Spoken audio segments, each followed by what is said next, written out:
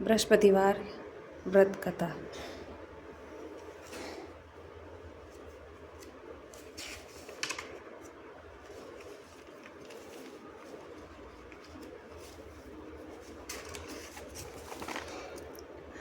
बृहस्पतिवार को जो भी स्त्री पुरुष व्रत करे उनको चाहिए कि वह दिन में एक बार ही समय भोजन करे, क्योंकि बृहस्पति भगवान का इस दिन पूजन होता है।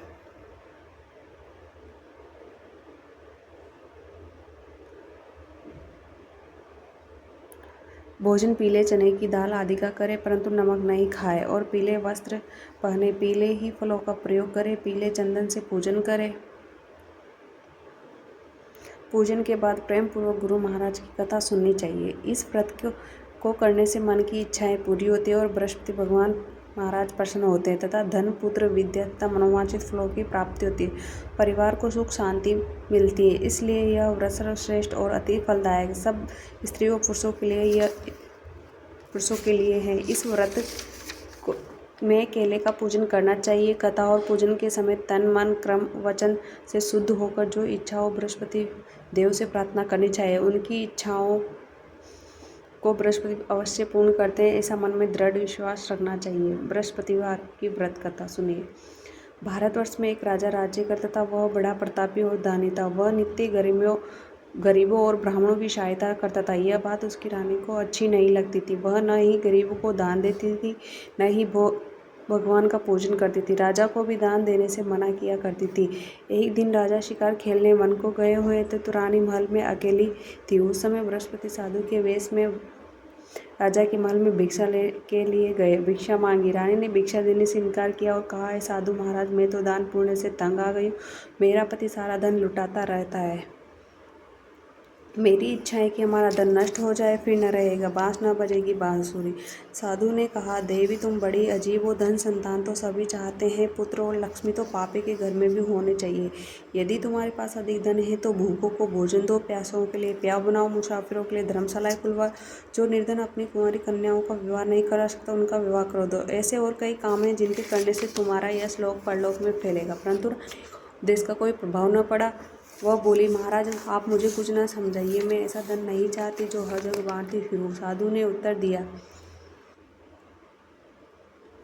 यदि तुम्हारी ऐसी इच्छा है तो तथास्तु, तुम ऐसा करना। बृहस्पतिवार लीप कर पीली मिट्टी से अपना सिर धोकर स्नान करना, भट्टी चढ़ाकर कपड़े धोना। ऐसा करने से आपका सारा धन नष्ट हो जाएगा। इतना कहकर वहाँ से आलोक हो गए। जैसे वह साधु कहकर गया था, रानी ने वैसा ही किया। 6 बृहस्पतिवार ही बीते थे कि उसका समस्त धन नष्ट हो गया और फिर भोजन के लिए दोनों तरसने लगे, सांसारिक भोगों से दुखी रहने लगे। तब वह राजा रानी से कहने लगा कि तुम यहाँ पर रहो, मैं दूसरे देश जाता हूँ, क्योंकि यहाँ पर मुझे सभी मनुष्य जानते हैं, इसलिए कोई कार्य नहीं कर सकता।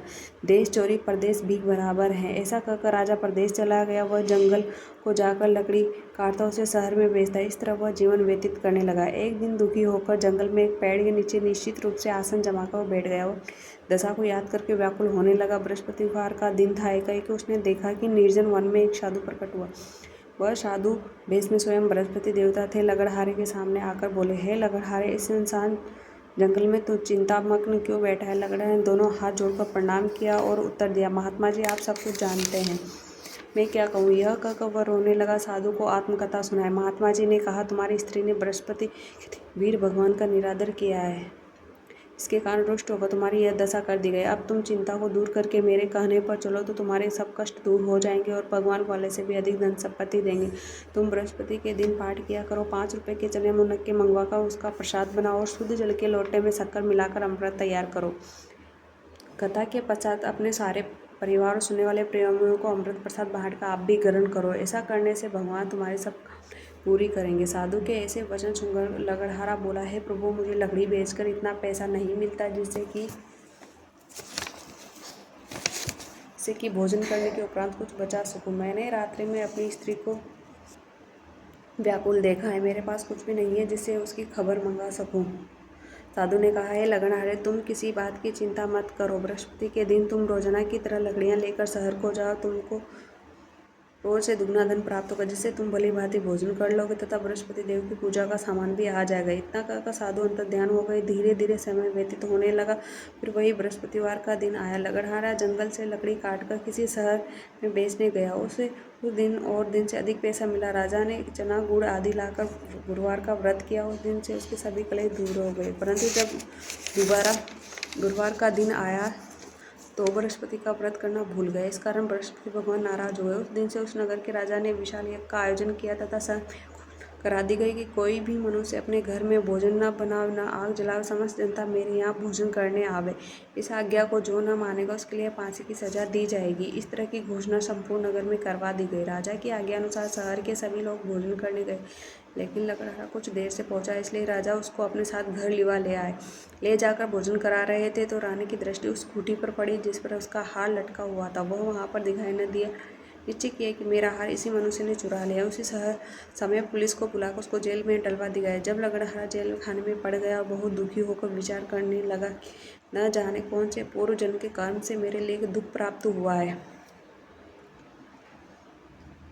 और उसी साधु को याद करने लगा जो कि जंगल में मिला था। उसी समय तत्काल बृहस्पति देव साधु के रूप में प्रकट और उसकी दशा को देखकर कहने लगे, अरे मूर्ख, तूने बृहस्पतिवार की कथा नहीं करी, इसी कारण तुझे दुख प्राप्त हुआ है। अब चिंता मत कर। बृहस्पतिवार के दिन जेल खाने के दरवाजे पे 4 पैसे पड़े मिलेंगे। उनसे तू पूजा करना, तेरे सभी कष्ट दूर हो जाएंगे। बृहस्पति के रोज उसे 4 पैसे मिले। लकड़हारे ने कथा कही। उसी रात्रि को के राजा को स्वप्न में कहा, हे राजा, तुमने जिस वो जेल खाने में बंद कर दिया और निर्दोष है वो राजा है, उसे छोड़ देना। रानी का हार उसी खूंटी पर लटका है। अगर तू ऐसा नहीं करेगा तो मैं तेरा राज्य को नष्ट कर दूंगा। इस तरह को देखकर राजा प्रातःकाल उठा, खूंटी पर हार देकर लकड़हारे को बुलाकर क्षमा मांगी तथा लकड़हारे को योग्य सुंदर वस्त्र आभूषण देकर विदा किया। बृहस्पति आज्ञा अनुसार लड़का अपने नगर को चल दिया। राजा जब अपने नगर के निकट पहुंचा तो उसे बड़ा आश्चर्य हुआ। नगर में पहले से अधिक बाग, तालाब और कुएं तथा बहुत सी धर्मशाला आदि मंदिर आदि बन गई। राजा ने बोला, यह किसका बाग और धर्मशाला? तब नगर के सब लोग कहने लगे, यह सब रानी और बांदी की।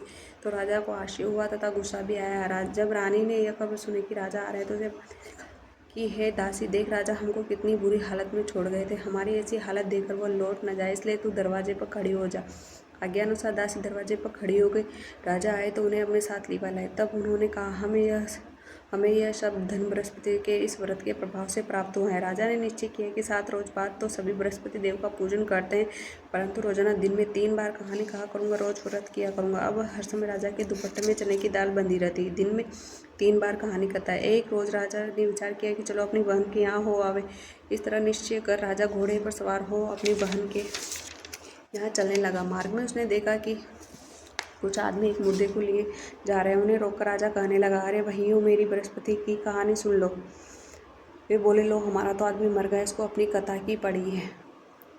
परंतु कुछ आदमी बोले, अच्छा कहो, हम तुम्हारी कथा भी सुनेंगे। राजा ने दाल निकाली और जब कथा आदि हुई तो मुर्दा हिलने लगा, और जब कथा समाप्त हो गई तो करके मनुष्य उठकर खड़ा हो गया।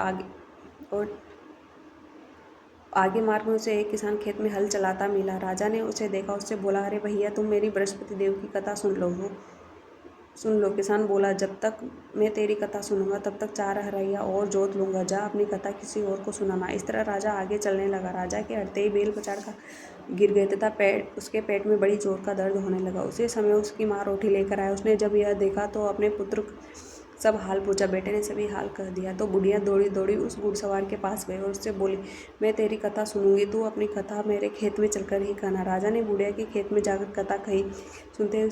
सुनते ही वह बैल उठ खड़े हुए तथा किसान के पेट का दर्द बंद हो गया। राजा ने अपनी बहन के घर पहुंचा। बहन ने भाई की खूब मेहमानी की। दूसरे रोज प्रातःकाल राजा जगा तो देखने लगा कि सब लोग भोजन कर रहे हैं। राजा ने अपनी बहन से कहा, ऐसा कोई मनुष्य है जिसने भोजन नहीं किया हो? मेरी बृहस्पति देव की कथा सुन ले। बहन, हे भैया, यह देश ऐसा ही है।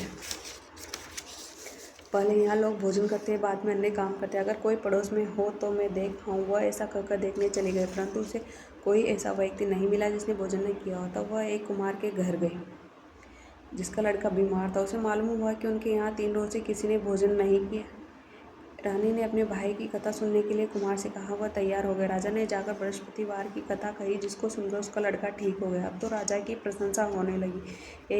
एक रोज राजा ने बहन की से कहा कि हे बहन, हम अपने घर को जाएंगे, तुम भी तैयार हो जाओ। राजा की बहन ने अपनी सास से कहा। सास ने कहा, हाँ चले जा, परंतु अपने लड़कों को मत ले जाना, क्योंकि तेरे भाई की कोई औलाद नहीं है। बहन ने अपने भाई से कहा, हे भैया, मैं तो चलूंगी, परंतु कोई बालक नहीं जाएगा। राजा बोला, जब कोई बालक नहीं चलेगा तब तुम क्या करेगी। बड़े दुखी मन से राजा अपने लौट आया। राजा ने अपनी रानी से कहा, हम निर्वंशी राजा है, हमारा मुँह देखने का धर्म नहीं है और कुछ भोजन आदि नहीं किया। रानी बोली, हे प्रभु, बृहस्पति देव सब कुछ दिया है, हमें औलाद अवश्य ही देंगे। उसे रात को बृहस्पति देव ने राजा से सौंपन में कहा, हे राजा, उठ, सभी सोच त्याग, तेरी रानी गर्भ से। राजा की यह बात सुन बड़ी खुशी हुई। 9वें महीने से उसके गर्भ से एक सुंदर पुत्र पैदा हुआ। तब राजा बोला, हे रानी, स्त्री बिना भोजन के रह सकती, बिना कहे नहीं रह सकती। जब मेरी बहन आवे तो तुम उससे कुछ कहना मत। रानी ने सुनकर हाँ कर दिया। जब राजा की बहन ने यह शुभ समाचार सुना तो बहुत खुश हुई तथा बधाई लेकर अपने भाई के यहाँ आई। तभी रानी ने कहा कि घोड़ा चढ़कर तो नहीं आए, चढ़ी है। राजा की बहन बोली, भाभी, मैं इस प्रकार न कहती तो तुम्हें औलाद कैसे मिलती। बृहस्पति देव ऐसे ही जैसे जिसके मन में कामना है सभी को पूर्ण करते हैं। जो सद्भावना पूर्वक बृहस्पतिवार का व्रत करता है एवं कथा पढ़ता है अथवा सुनता है, बृहस्पति देव उसकी मनोकामना पूर्ण करते हैं। भगवान बृहस्पति देव उसकी सदैव रक्षा करते हैं। संसार में सद्भावना से भगवान जी का पूजन व्रत करके सच्चे हृदय से उसका मनन करते हुए जयकारा बोलना चाहिए। बोलो बृहस्पति भगवान की जय।